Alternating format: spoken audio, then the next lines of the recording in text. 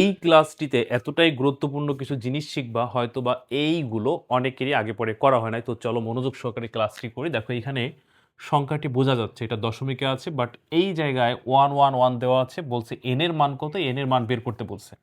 তো সাধারণত ধরো যদি এরকম একটা প্রশ্ন থাকতো, এখানে কোন একটা সংখ্যা দিত 16 বা 8 বা 2, তোমাকে যদি এই ফলাফলটা বের করতে বলতো সবাই পারতো, কিন্তু এখানে উত্তর দেওয়া আছে, বেস বের করতে বলছে। এই ধরনের প্রশ্ন কিন্তু অনেকে গুলিয়ে ফেলে। এটা দেখার সাথে সাথে অনেকে মনে করবে হয়তো বা বাইনারিতে, আসলে কিন্তু বাইনারিতে নাই। কিসে আছে আমরা এখনই ক্যালকুলেশন করলেই বুঝতে পারবো যে আসলে এন এর মান কত হইলে এটা যৌক্তিক, যে দশমিককে 43 হইলে কোন সংখ্যা পদ্ধতিতে বা কত ভিত্তির উপর ভিত্তি করে 111 হওয়া সম্ভব, এইটা কেমনে বের করতে হয়, এন এর মানটা কেমনে বের করতে হয়, আমরা এই ক্লাসটিতে এই জিনিসটা শিখে নেব। এবং প্রতি বছর দেখলাম সকল বোর্ডে না আসলেও 2-3টা বোর্ডে এই ধরনের একটা প্রশ্ন রাখে যে এন এর মান বের করতে বলে।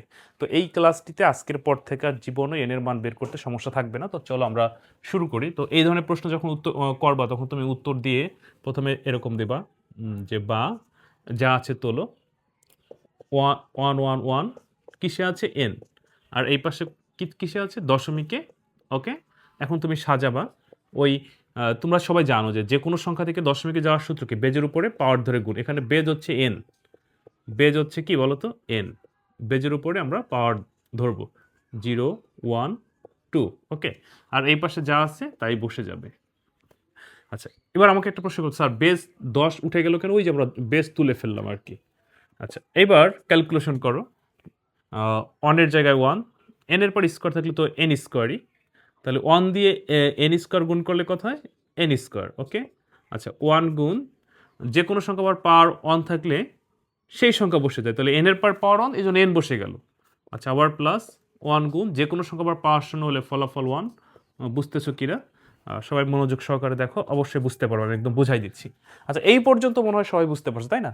আচ্ছা, এখন কি দাঁড়ালো দেখো তো, এখন দাঁড়ালো এন স্কোয়ার প্লাস 1 দিয়ে এন বা 1 দিয়ে যাই কিছু গুণ করো তাই, প্লাস 1 আর 1 গুণ করলে 1, এই পাশে কত, 43। আচ্ছা, এখন আমরা কি করতে পারি, আমরা জানি এই পাশে কোনো কিছু যোগ থাকলে ওই পাশে বিয়োগ হয়, এই পাশে বিয়োগ থাকলে ওই পাশে যোগ হয়, এই পাশে ভাগ থাকলে ওই পাশে গুণ হয়, এই পাশে গুণ থাকলে এই পাশে কি কি হয়, ভাগ হয়। তাহলে এইখানে আমরা দেখতে পাচ্ছি 1 আছে যোগ, তার মানে ওই পাশে যে বিয়োগ হবে, তাহলে দাঁড়াবে এন স্কোয়ার এন সমান 43 থেকে ওই 1 বিয়োগ। আচ্ছা, এই পর্যন্ত তোমরা সবাই বুঝে গেছো, কিন্তু এই জায়গা গিয়ে অনেকেই বুঝতে পারবে না, অনেকে এখানে ভুল করে বসে। আচ্ছা, এই পর্যন্ত ক্লিয়ার, এখানে কারো সমস্যা নেই। কিন্তু এখন আমরা কেমনে বুঝবো এন এর মান কত? কারণ এখানে তো এন স্কোয়ার আবার প্লাস এন আছে, তো এই জায়গা হচ্ছে তোমাকে মিডিল টার্ম করতে হবে। হ্যাঁ, আচ্ছা, এই জিনিসটা আমি বুঝাই বলতেছি কিভাবে করবা। এই 42কে এই পাশে নিয়ে আসো, তাহলে কি হয়, এন স্কোয়ার প্লাস এন, যদি 42 এই পাশে প্লাস আছে, যদি এই পাশে নিয়ে আসো কত হয়, -42, আর কিছু না থাকলে কি, 0। এখন এইটাকে তোমার ক্যালকুলেশন করতে হবে, তাহলেই তুমি এন এর মান বের করতে পারবো। আমি এই পাশে দেখাচ্ছি, দেখো তোমরা এই পর্যন্ত বুঝছো কিনা আমাকে একটু বলো। আর যদি এই জিনিসগুলো বুঝতে না পারো বা আইসিটিতে পাশ ফেল নিয়ে দুশ্চিন্তা থাকো, বাংলাদেশের যে কোনো জায়গা থেকে তুমি ঘরে বসে আমার কাছে পড়তে পারো, ঢাকার মধ্যে থাকলে সরাসরি পড়তে পারো। ইনশাল্লাহ আইসিটিতে কোনো সমস্যা থাকবে না। তোমার আইসিটিতে পাশ করানোর দায়িত্ব আমার। বিস্তারিত জানতে আমার হোয়াটসঅ্যাপ নাম্বার SMS দিও। যারা পরীক্ষার্থী আছো বা 27 সালের পরীক্ষার্থী, 26 সালে যে সালের পরীক্ষার্থী হও না কেন, তোমাদের জন্য নতুন ব্যাচ শুরু করছে, একদম শুরু থেকে শেষ পর্যন্ত সব শিখতে পারবা। আমাকে শুধু হোয়াটসঅ্যাপ নাম্বারে SMS দাও। আচ্ছা, এই পর্যন্ত কি বুঝছো? আমরা কিন্তু এখন কিন্তু মেইন অংশে চলে যাচ্ছি, যে এন এর মান কত হবে, বা আমি করার আগেও তুমি কিন্তু নিজে নিজে করে ভিডিওটি দাঁড় করে রাখতে পারো এবং আমার সাথে মেলাতে পারো। আচ্ছা, এখন আমাদের করণীয় কি? এখন আমরা মিডিল টার্ম করব। দেখো এই জায়গায় কিভাবে করা যায়, এভাবে করা যায় এরকম, যে এন স্কোয়ারের জায়গায় এন স্কোয়ার, আমরা এনটাকে এরকম আমরা লিখতে পারি 7n থেকে -6n, অর্থাৎ 7টা এন থেকে 6টা এন চলে গেলে একটা এনই থাকে, আর প্লাস মাইনাসে গুণ করলে -42, অর্থাৎ 6×7=42, আর এই পাশে 0। এই পর্যন্ত বুঝতে পারছো? আচ্ছা, এখন আমরা কি করতে পারি, এখন হচ্ছে আমরা এন কমন নিতে পারি। তো যদি এন কমন নেই, দেখা যাচ্ছে নাকি লেখা বেশি নিচে নামা যাচ্ছে? আচ্ছা, এই লাইনটা দেখা যাবে না, তাই না? আমি পাশে করতেছি, দেখো। আচ্ছা, এখানে করি।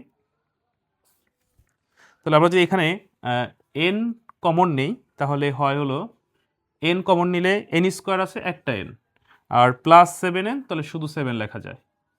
আচ্ছা, এই পাশটায় আমরা কি কমন নিতে পারি? এই পাশটা আমরা কমন নিতে পারি -6। তো -6 যদি কমন নেই, তাহলে থাকে কি, থাকে এন, আর 42-এর ভিতরে 6 কয়বার যায়, 7 বার। এখন এখানে আমরা +7 লিখবো। কেন +7 লিখবো? ওই যে আমি বিষয়টা বুঝাই বলি। এন দিয়ে এন গুণ করলে এন স্কোয়ার, এন দিয়ে 7 গুণ করলে 7n, ওকে, -6 এন দিয়ে গুণ করলে 6n, -6 আর 7 গুণ করলে -42। যদি তুমি এখানে মাইনাস দিতা তাহলে কিন্তু +42 হয়ে যেত, কিন্তু এখানে +42 নেই, কারণ আমরা এখানে প্লাস দিব, ওকে। আচ্ছা, এখন আমরা কি লিখতে পারি? এখন আমরা লিখতে পারি বা n + 7, ওকে, এত এবং n-6 এত সমান 0।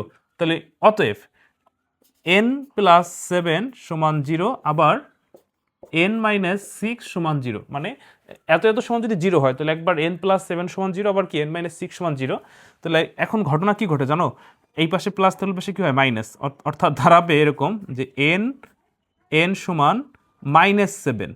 -7 কেন -7 বলো তো? এই যে +7 এই পাশে গিয়ে মাইনাস হয়েছে, আর এই পাশটা কি হয়? এই পাশটা হয় এরকম যে n সমান এই পাশে -6, ওই পাশে যে প্লাস হয়েছে, তাহলে প্লাস তো আর লেখা লাগে না। এখন বিষয়টা হচ্ছে ঋণাত্মক মান গ্রহণযোগ্য না, অতএব n এর মান 6, n এর মান 6, ওই যে n এর মান হচ্ছে 6। এখন n এর মান 6 হবে কি না তুমি বুঝবা কেমনে? তুমি এই 43কে 6 দিয়ে ভাগ করে দেখো। ওই যে আমরা জানি দশমিক থেকে যে কোনো সংখ্যায় যাওয়ার সূত্র ওই সংখ্যার বেস দ্বারা ভাগ, তাহলে এই অঙ্কটা 6 ভিত্তিকে আছে, তাহলে তুমি 6 দিয়ে ভাগ করে দেখো, এইটা হচ্ছে। আমরা একটু দেখি 6 43-এর মধ্যে কয়বার যায়? 6 7 42 আছে 43, ভাগ শেষ 1, আবার ভাগ করো। 6 7-এর মধ্যে যায়, একবার যায়, 6 1 6 আছে 7, ভাগ শেষ 1, আবার ভাগ।